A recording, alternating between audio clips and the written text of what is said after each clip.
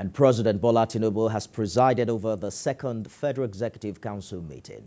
At the meeting, President Tinubu administered the oath of office on three new ministers whose nominations were recently confirmed by the Senate after they were duly screened.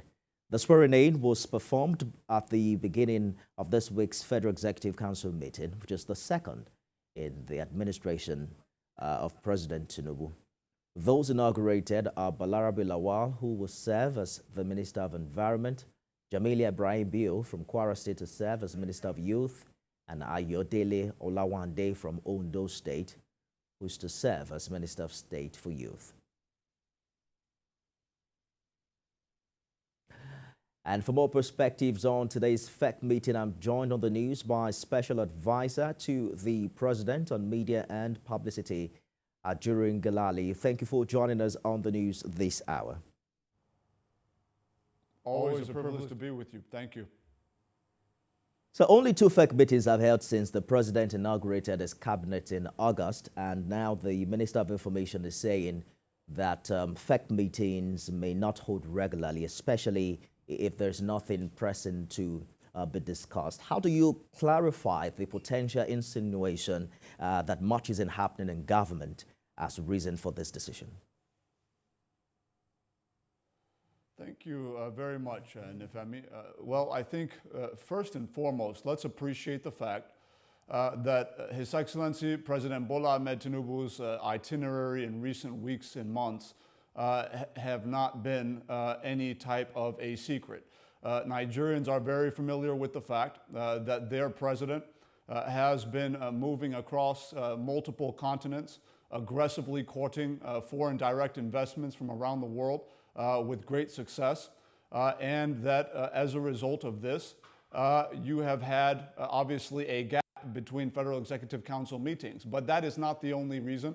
It's also important to note that the president is a man who is very pragmatic and very logical in his approach to administration. And in line with that, he has made clear that when cabinet ministers are just taking their seat for the first time and they need their first few weeks in office to do their appraisals, grab a fuller and more robust picture of what is going on within their peristatals, what is going on within their ministry, that it is only on the basis of that full understanding that ministers would now come back to the Federal Executive Council meeting with robust, comprehensive reports about what is going on for onward distribution to their colleagues and, of course, to the chairman of the Federal Executive Council, who is the president.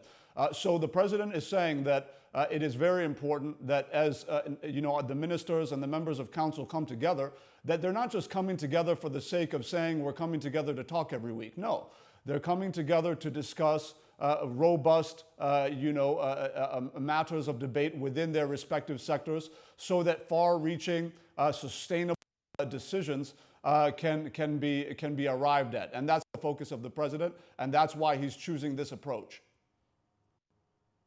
Approved a 30-day timeline to begin the implementation of agreement reached between government and organized labor. It's not clear whether the 30 days began from that meeting or just from now when it's been approved. But how much progress is government really making in achieving all of these agreements within the timeline? Most essentially, all of the various component parts and stipulations within the agreement arrived between organized labor and the federal government of Nigeria were thoroughly discussed today in council. Of course, I was there observing as a special advisor and as a cabinet member. There was a clear, unanimous agreement that it would be approved.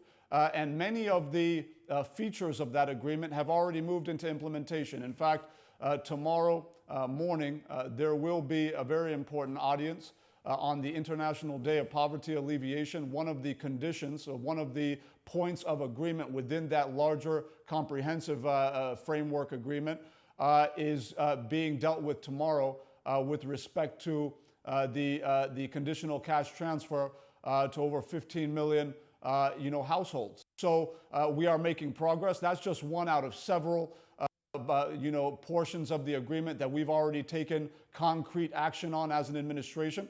And look, His Excellency President Bola Tinubu is somebody who's going to hold every minister, he's going to hold their feet to the fire, and he's going to make sure that each minister responsible for each aspect of that agreement is on time, and they are doing what they need to do within the stipulated time frame that was agreed upon to ensure that we don't have any kind of a relapse into a crisis scenario. The president's committed to that, and as of today, the entire Federal Executive Council is committed to that.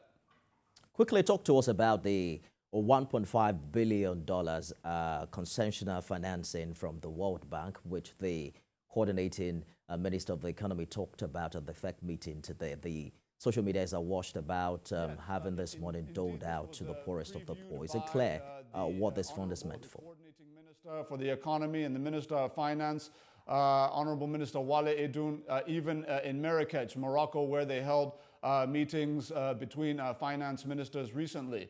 Of course, today it came to fruition that one of the first memos being discussed at Council was indeed the memo seeking for the approval of a $1.5 billion credit facility from the World Bank. Now, this is what's important to understand about this is that at a time when interest rates are rising around the world, without exception, we have been able to secure the closest credit, the closest loan that you can get to being interest-free that you can possibly get right now from the World Bank. It is not interest-free.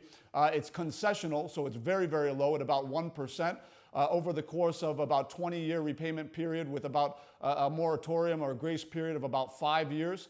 So when you're looking at a 1% loan at a time when people are struggling to get loans at 6%, 7%, 8%, you know that that's a pretty good opportunity and one that's easily repayable. So we are focused on mobilizing that capital toward the macroeconomic strategy of this administration, making sure that we're investing in our industries, making sure that we're getting affordable capital into the hands of our micro, small, and medium-scale enterprises, making sure that we're building our infrastructure and creating jobs and expanding the tax base of the country. That is what this money is going to go toward, and we're very happy about the conditions attached to it and the fact that we're getting it at such a cheap rate at a time when interest rates around the world are so high.